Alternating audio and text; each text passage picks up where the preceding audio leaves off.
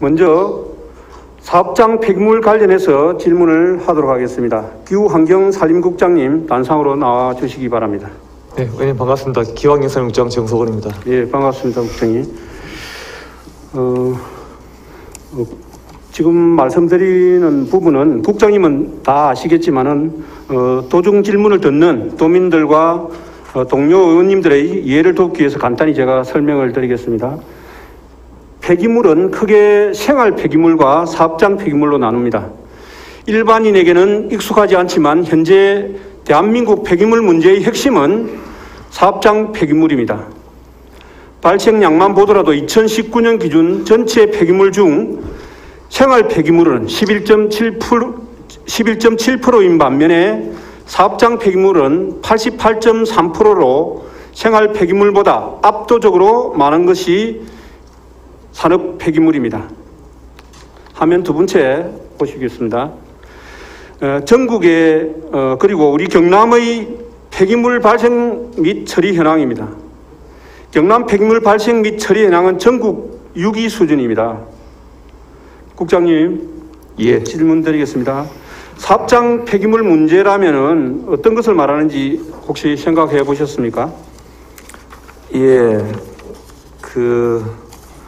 사업장 폐기물은 현재 도내에 있는 사업장 폐기물 발생량은 지금 감소하는 추세에 있긴 합니다만은 사업장 폐기물 발생지 주변에 충분한 능력의 폐기물 처리 시설을 갖추지 못한 게 현실에 있습니다. 이로 인해서 이제 지역 경계를 벗어나서 타 시도에서 처리하기 때문에 처리비하고는 별도로 운반비도 과도하게 소요되는 실정으로 파악되고 있습니다. 아울러서 이제 폐기물 처리 단가가 이제 올라감에 따라서 그 불법이나 방치 폐기물 발생도 사회 문제로 대두되고 있습니다. 예, 일반적인 그런 답변을 해주신 것 같습니다. 폐기물 발생량은 갈수록 느는데 현재 운영 중인 매립장의 잔여 매립량은 거의 바닥을 향해 가고 있다고 합니다. 당연한 결과로 매립 비용은 천정부지로 올라가고 비싼 매립 비용을 감당하지 않으려고 폐기물을 불법 방치하는 사례가 늘고 있습니다. 결국은 국고로 불법 폐기물을 치워야 하는 그런 상황이 비일비재하게 늘어나고 있습니다. 지난 2019년 환경부가 조사한 전국의 불법 폐기물은 총 120만 3천 톤으로 이를 처리하는데 3,400억 원이 든다고 합니다. 그러나 제가 생각하는 사업장 폐기물 문제의 핵심은 폐기물 발생 지역과 처리 지역이 다르다는 것에서 기인한다고 생각합니다. 폐기물 관리법에 따라 생활 폐기물은 폐기물이 발생하는 그 지역에서 처리되고 있습니다만 사업장 폐기물은 처리 주체가 폐기물 배출업자이고 폐기물 처리 지역을 가리지 않습니다. 사업자의 영업구역에 제한이 없다는 말입니다. 때문에 폐기물을 태우고 묻을 수 있는 설비와 크기만 된다면 전국에서 나오는 모든 폐기물을 전부 받아들일 수 있는, 그래서 사업자가 돈 벌기 좋은 구조로 되어 있습니다. 생활 쓰레기도 아니고 전국의 공장에서 나오는 인체에 유해한 지정 폐기물과 의료 폐기물까지 다른 지역에서 나온 것을 내 지역에 다 모인다고 생각해 보십시오. 해당 주민들로서는 도저히 용납할 수 없는 일로 받아들여지고 있는 것입니다. 그래서 분쟁이 발생하고 있습니다. 국장님, 처음부터 생활 폐기물만 한정해서 영업구역을 제한한 것은 아닌 것으로 알고 있는데요. 언제부터 사업장 폐기물의 영업구역이 전국화되었으며 왜 그렇게 되었는지 설명을 부탁드리겠습니다. 예, 맞습니다. 처음부터 이제 생활 폐기물 한정에서 영업구역 제한한 것은 아닙니다. 1986년 12월에 그 폐기물 관리법 제정 당시에는 폐기물을 이제 일반 폐기물과 산업 폐기물로 구분을 하고 폐기물의 발생량, 처리업자, 지역 분포 등을 고려해서 허가를 제한하고 영업구역도 제한할 수 있도록 규정하고 있었습니다. 그렇지만 이제 1999년 2월에 그 폐기물 관리법이 개정되면서 폐기물을 생활 폐기물과 사업장 폐기물로 구분하고 폐기물 수집 운반업만 영업구역을 제한할 수 있도록 개정했는데, 그에 반해서 폐기물 중간 처리업, 그 최종 처리업은 영업구역 제한 규정이 없었습니다. 폐기물 처리시설 설치 예정지 주변 지역이 반대로 폐기물 처리시설의 원활한 확충이 지연되고 폐기물 처리시설의 지역 편중 등의 안정적인 사업장 폐기물 처리에 애로가 있었기 때문으로 사례됩니다. 예, 그렇습니다. 법 제정 당시에는 사업장 폐기물도 자치단체 행장이 영업구역을 제한할 수 있었습니다. 그러다가 IMF 끝날 무렵쯤에 법이 개정되면서 생활 폐기물은 여전히 영업구역을 지자체 단체장들이 영업구역을 제한할 수 있게 만들어 놓았는데, 산업 폐기물만큼만은 이렇게 전국구로 영업구역을 늘렸습니다. 이것은 당시에는 공공시설을 민영화하는 그런 계획과 함께 또 소규모였던 폐기물 업체의 영업이익을 보장해 주려는 그런 것으로 보입니다. 그렇게 해서 시장의 영업구역을 전국구로 풀어주었습니다. 그런데 그때 당시와는 다르게 지금은 폐기물 처리업이 상당히 커졌습니다. 그래서 폐기물 처리업을 인수합병시장에 몸값을 불리고 있고, 또 그것이 황금알을 낳는 거위로 이렇게 표현되기도 합니다. 요즘 뜨는 친환경업체, ESG 업체라고도 표현을 합니다. 2019년에 KB정권이 낸 보고서에 따르면 매립장 업체 평균 영업이율은 무려 30%였습니다. 처리 단가는 매립 기준 연평균 15%씩 성장하고 있다고 합니다. 이런 고수익을, 그러니까 수익률이 높으면서 안정성까지 잡는 이런 업종이 바로 폐기물 처리 업종이 된 것입니다. 그러다 보니 마창대교 민간 사업자로 우리에게 잘 알려진 맥커리 같은 이런 거대한 기업들이 2017년 영남권 최대의 폐기물 처리업체를 매입해가지고 최근에 4배에 가까운 금액으로 이렇게 대파는 이런 지경에까지 이르렀습니다. 더는 전국구로 영업구역을 풀어서 수익을 보장해야 하는 그러한 영세 소규모 업체가 아닙니다. 인허가만 내면은 받아내기만 하면 향후 5, 60년 동안 30%씩의 수익을 올리는 고소득 보장 업체로 폐기물 처리업이 발전해버린 것입니다. 때문에 2021년 대한민국은 신규 매립장 허가를 받으려는 민간 업체들과 결사 반대를 외치는 주민들과의 전쟁터로 변해가고 있습니다. 국장님, 예. 경남도 마찬가지죠. 도내에서 최근 폐기물 업체와 주민 간 갈등을 빚고 있는 사례가 얼마나 됩니까? 예, 의원님 말씀대로 이제 폐기물 처리 단가가 높아지고 일단 그 설치만 해놓으면 그 황금알 나는 거이기 때문에 이곳저곳에서 이제 그 농촌 지역에 사업장 폐기물 처리업을 하시려고 신청하시는 분이 많아지고 있습니다. 도내에 이제 6개 시군에서 한 10건 정도로 알고 있습니다. 주변 환경오염 우려와 주민들의 환경권 침해가 주요 갈등 원인이 되겠고요. 현재 2건은 이제 폐기물 처리업 사업계획 적정 통보가 되었고, 나머지 8건은 이제 불허가 또는 자진 취하된 바 있습니다. 예, 화면 5번과 6번을 띄워주시고 참고해 주시기 바랍니다. 업체는 갈수록 대형화되고 자본이 많고 처리 단가가 계속 오르니까 사업 의지는 더욱 강해집니다. 그에 비해서 지역별로 개별적으로 흩어져 있는 외롭고 고달픈 상황을 하는 것은 바로 해당 지역 주민들입니다. 국장님, 지역별로 이런 갈등이 되풀이 되는데 이에 대한 근본적인 문제 해결을 위한 경남도의 입장은 어떻습니까? 예, 말씀드리겠습니다. 작년 9월에 시행된 그 환경부의 그 자원순환정책 대전환 계획을 보면 관할 구역 외의 폐기물에 대해서는 이제 반입 협력금을 부과하는 등 폐기물 발생지 책임 처리를 강화하고 있습니다. 아울러서 이제 그 관내 폐기물의 원거리 처리로 인해서 처리비와 별도로 운반비가 과다하게 소요되고 있기 때문에 원칙적으로 이제 경남에서 발생한 폐기물은 이제 경남에서 처리되는 게 맞다고 봅니다. 폐기물 처리시설 입지 과정에 그 지역 주민의 참여를 보장을 하고 주변 환경 피해와 주민 건강 피해가 최소화되도록 최첨단 시설 설치와 유지 관리 선진화를 유도하도록 하겠습니다. 이를 위해서 우리 도는 지난 6월 그 폐기물 처리 시설 설치 촉진 및 주변 지역 지원 등에 관한 법률 개정을 통해서 사업장 폐기물도 이 법에 포함시켜서 주민 참여와 주민 지원을 법제화하도록 건의한 바도 있습니다. 예, 방금 말씀해 준 부분에 대한 원칙적으로는 동의를 하면서도 이 문제를 해결하는데 근본적으로 이 문제를 해결하는 데는 좀 모자란다는 생각이 들고요. 국회에서도 저와 비슷하게 문제의식을 가지고 여러 법안을 발의한 게 있습니다. 그 화면 7을 한번 보여주십시오. 예. 예, 참고하시고, 국장님, 그러면은 사업장 폐기물도 영업구역을 제한해서 폐기물 발생지에서 처리하도록 하는 법률 개정안에 대해서 어떻게 생각하십니까?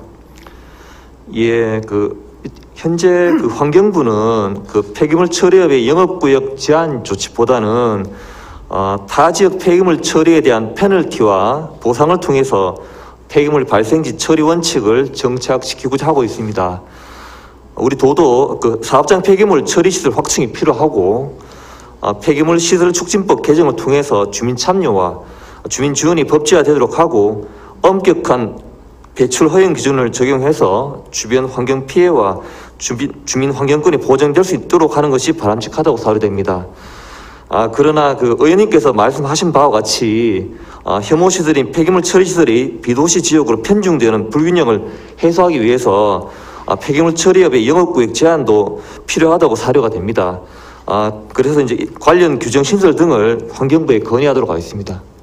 예, 앞에서도 강조한 것처럼 저는 폐기물 발생 지역과 처리 지역을 다르게 한 현행법이 혐오 시설의 비수도권화를 만드는 주범이고 폐기물 발생량을 무분별하게 늘리는 원인이라고 저는 생각합니다. 그래서 그러한 노력들을 계속 해주시길 바라고, 많이 버릴수록 업체에는 이익을 주고, 그리고 현재 이 구조를 바꾸지 않는 한에는 또 우리 흔히 말하는 온실가스 배출량 줄이기에도 요원할 수밖에 없습니다. 오죽하면은 폐기물 산업을 분석한 정권사 보고서 제목이 님의 버림은 나의 행복, 이렇게 되어 있다고 합니다. 참으로 서글픈 말이기도 합니다. 그러나 이윤을 추구하는 사업자를 비난할 수도 없는 반면 또 반대 운동을 하는 주민들은 더더욱 뭘 할 수 없는 상황입니다. 문제는 이런 갈등이 빚어지는 곳이 특히나 농촌 지역이라는 것입니다. 비수도권인 것은 말할 것도 없지요. 땅값이 싸고 사람이 덜 산다는 이유로 전국에서 오는 폐기물을 다 받아 처리하는 소각장과 매립장 시설이 추진되고 있습니다. 이를 반대하는 주민들을 보고 수도권 사람들은 님비 현상이라고 혀를 찹니다. 그러나 이 지역 주민들에게는 님비 현상이 아니라 바로 생존권의 문제인데 말입니다. 저는 전국적으로 사업장 폐기물 매립장은 사기업에 맡길 것이 아니라 공영화하는 방안으로 가야 한다고 생각합니다.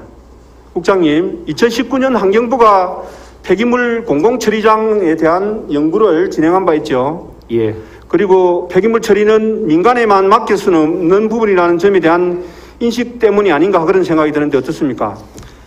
예, 말씀드리겠습니다.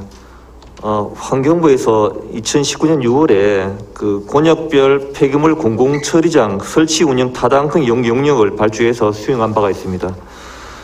본 연구에서 이제 민간 처리 용량 부족, 불법 방치 폐기물 처리에 따른 국고 과다 소요, 환경 개선과 국가 신뢰성 향상 등을 위해 폐기물 공공처리 시스템 구축이 필요하다고 제안한 바 있습니다. 환경부는 연구 용역 후속 조치로 공공폐자원 관리시설의 설치 운영 및 주민 지원 등에 관한 특별법을 제정해서 공공폐자원 관리시설 입지 후보지를 전국 4개 권역에 공모를 하고 있습니다. 혐오시설이다 보니 이제 공모에 신청한 시군은 아직 없고 지금 현재 재공모를 지금 진행하고 있습니다.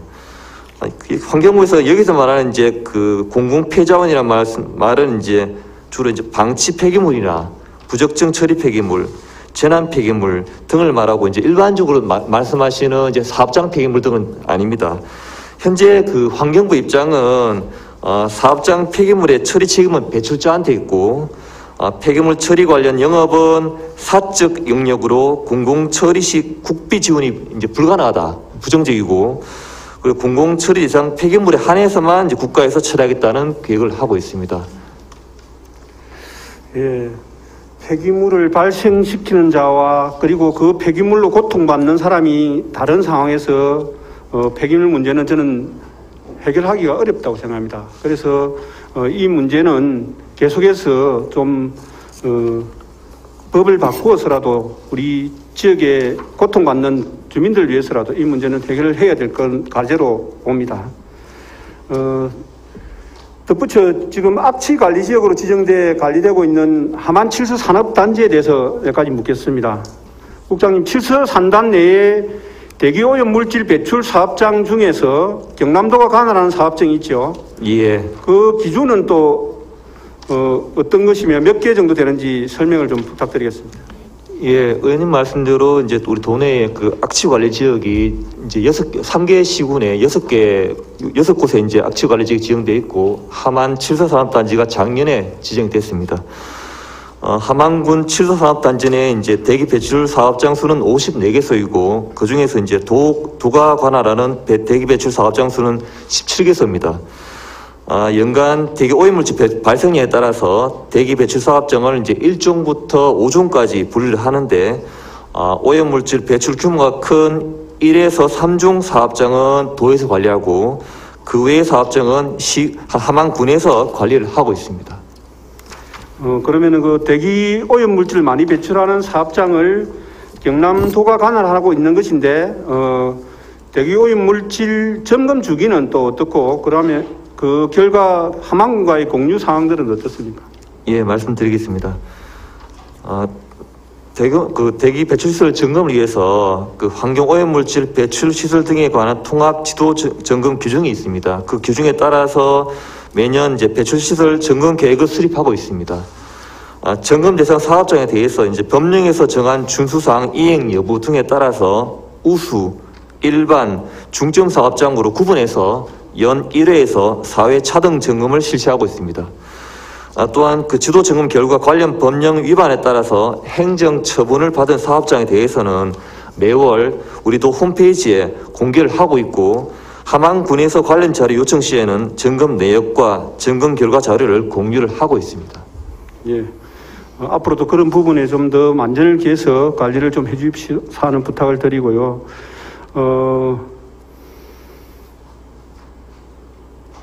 끝으로 이제 하만 칠서 산단에 관련한 내용을 조금 이야기를 좀 드려야 되겠습니다.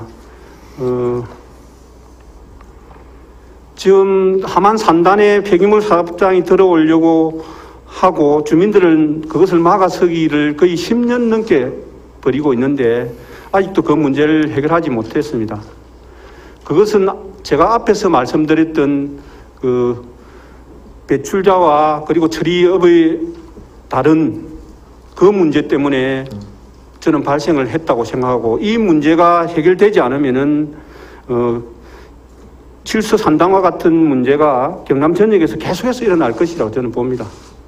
주민들도 이 시설이 필요하다는 건 인정하고 있습니다. 그러나 그 시설이 우리 지역에서 발생하는 규모의 쓰레기를 처리하는 규모라면은 그래도 인정을 하겠는데 전국구로 받아들이는 이런 문제를 가지고 있기 때문에 이 문제의 해결이 되지 않고 있습니다. 그런 부분에 있어서 앞에 제가 말씀드린 부분 유념해 주십사는 부탁을 드리고요.